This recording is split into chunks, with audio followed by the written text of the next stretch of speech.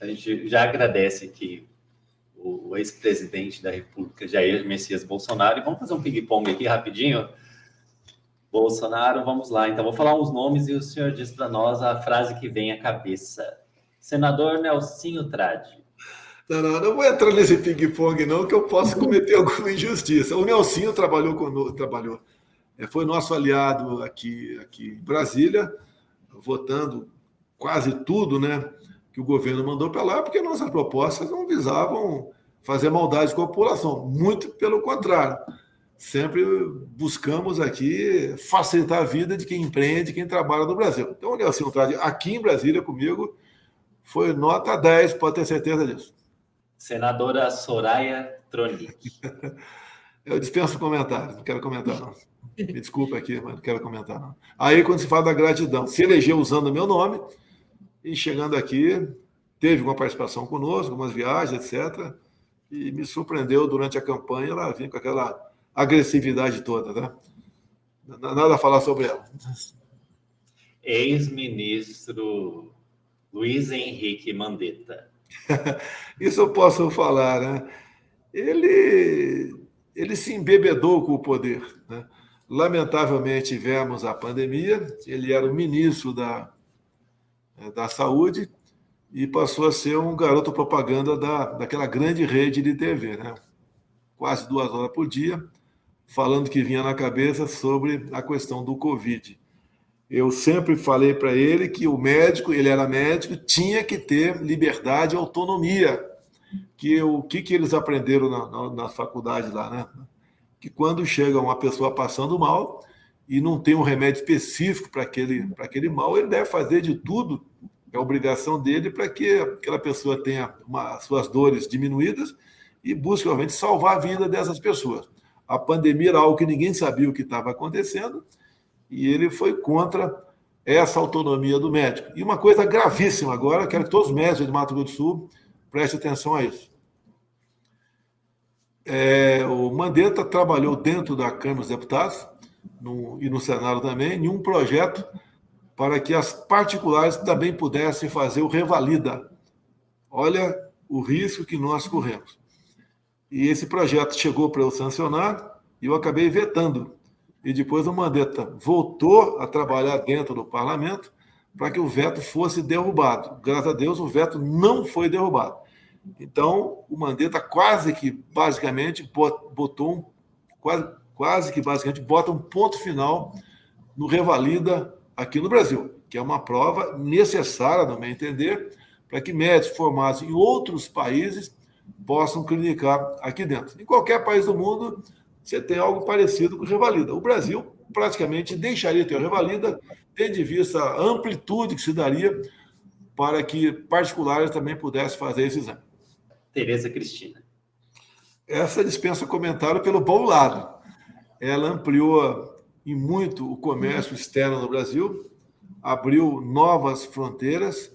Geralmente, nas viagens que eu fazia pelo mundo, ela ia na frente, ou ia comigo, e tínhamos bons acordos assinados. Você pode ver, o agro cresceu muito em nosso governo, porque, juntamente com ela, nós desburocratizamos muita coisa, ajudamos via outros ministérios para que, por exemplo, o fluxo, né, o transporte fosse facilitado, como, por exemplo, a BR-163 lá no Pará, que os caminhões bitrem levavam aí para percorrer 50 quilômetros, quase uma semana em tempo de chuva.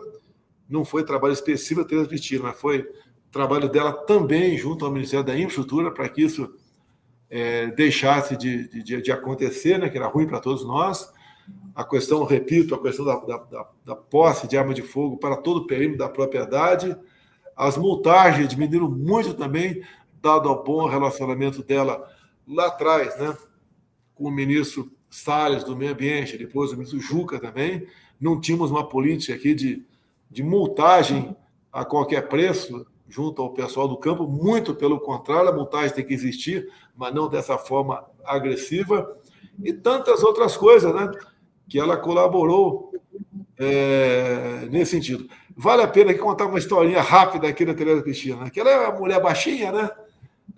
Eu acho que ela deve pesar uns 55 quilos, e sempre com um pouquinho maior, né? Olha para ela, e com muito carinho, né? Uma vez ele entrou na presidência, com os papéis debaixo do braço, e falou que ela gostaria que eu revogasse um decreto que interessava para o estado do Amazonas, mas eu ia ser muito atacado pelo pessoal do meio ambiente. Esse pessoal xiita, que não tem compromisso com o Brasil, tem compromisso com ONGs e com outros países, não com o Brasil. O que dizia esse decreto? Que era proibido o plantio de cana-de-açúcar no estado do Amazonas. Bem, falei, Tereza, pelo desgaste, fique tranquila. Algumas semanas depois, assinei o decreto, revogando o decreto que proibia, e hoje em dia, quem está no estado do Amazonas pode também plantar cana-de-açúcar. Obviamente, as críticas apareceram, né? Alguns poucos falaram que eu queria transformar a floresta amazônica num canavial. Não, não era isso. Era permitir um combustível mais limpo no estado do Amazonas, coisa que o pessoal ecologista não queria, contrariando os interesses de ongueiros a quais, em muitos casos, eles servem. Marcos Polon. Eu conheci o Marcos Polon na política agora, se bem que eu sabia do trabalho dele no tocante à arma, como legítimo direito à defesa, tem conversado algumas vezes comigo, eu acho que está agora presidindo o PL no estado aí de Mato Grosso do Sul. Eu vejo uma pessoa bastante equilibrada, serena, tem um grande futuro político pela frente, né? E mais do que isso, um futuro político é para bem servir o seu estado e o nosso Brasil. Então, o Polon aí, muito bem-vindo, parabéns aos eleitores do Polon que o colocaram aqui em Brasília. Rodolfo Nogueira. Esse aí também dispensa comentário. Está adotado, é meu filho, Rodolfo Nogueira, o meu gordinho preferido, né? Juntamente com o Portela. Parabéns a quem botou o Portela, para quem botou aí o Rodolfo aqui na Câmara dos Deputados. Indo a Mato Grosso do Sul, não tenho como não ir a Niuaque. Niuaque é de passagem, né? Como não ir ali em Dourados, a terra aí do nosso querido Rodolfo. Aí. Dr. Luiz Ovando. Tenho visto as posições dele durante a pandemia, foi fantástica também. Não teve medo de ser contra o politicamente correto. Ele, como médico, né, sabe tudo o que eu falei aqui quando a gente diz da autonomia do médico. Eu costumo dizer, quando se falava que não tinha, esse remédio não tem comprovação científica, como nenhum tem até hoje, né? Na questão do Covid. Mas, por exemplo, na Guerra do Pacífico, chegava o soldado americano, ferido, e precisava da transfusão de sangue. E não tinha mais doadores. Não tinha mais, porque todo mundo já tinha doado o que era possível. E daí um médico lá teve qual a ideia? Vamos tocar água de coco na veia dele. E deu certo. Deu certo. Então, naquele momento, a iniciativa e a coragem desse médico e a quiescência, obviamente, do paciente, né, fez com que muitas vidas fossem salvas na Guerra do Pacífico. E para os machões, né, quando se fala em remédios, muitos remédios são descobertos por acaso, como, por exemplo, o Viagra e o Cialis. Não era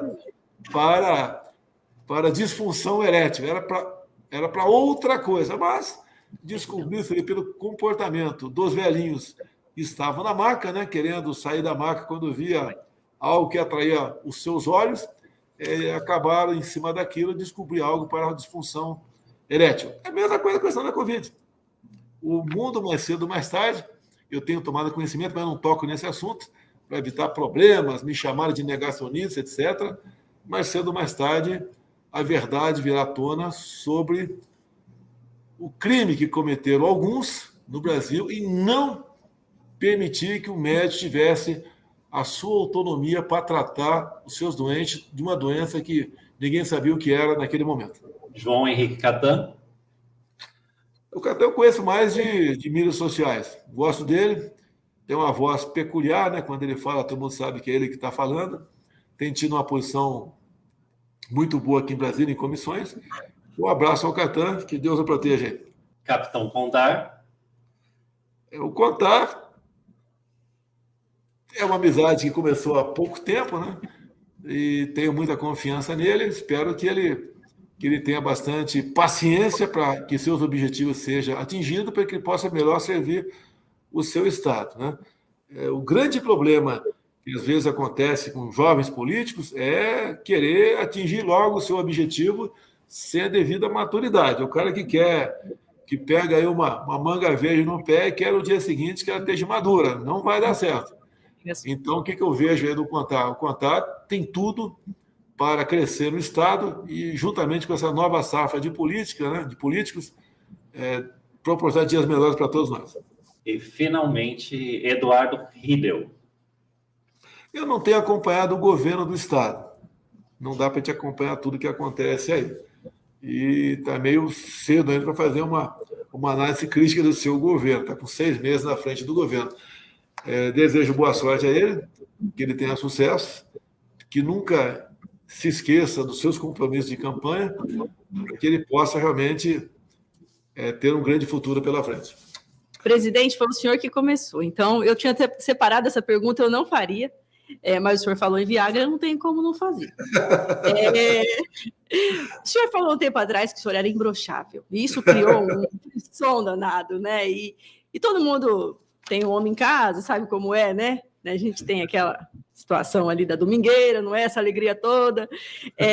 Presidente, se o senhor falasse que tomava Viagra, o senhor tem medo de você ter o Viagra taxado? Olha, está na reforma tributária, tudo aquilo que faça mal à saúde, né, ou ao planeta, vai ter um imposto extra, chamado imposto progressivo. Não vou negar para você, eu estou com 68 anos de idade. Escondido, eu tomo esses trem tudo por aí. Não tomo para mim ou não, tá? Do Paraguai, isso não tomo não. Mas tomo os trem por aí para ajudar aí nesse momento de intimidade aí. Obrigada, presidente, obrigada. Valeu. A mulherada queria saber, presidente, eu não podia não fazer essa pergunta, a gente vê a Michelle feliz aí, a gente precisa saber qual que é o segredo, né? Um filho meu perguntou um tempo atrás, eu não vou aqui dar a resposta que eu dei para ele, que podia ser processado, né? Eu falei, lógico, teu pai está no mesmo time desde quando nasceu.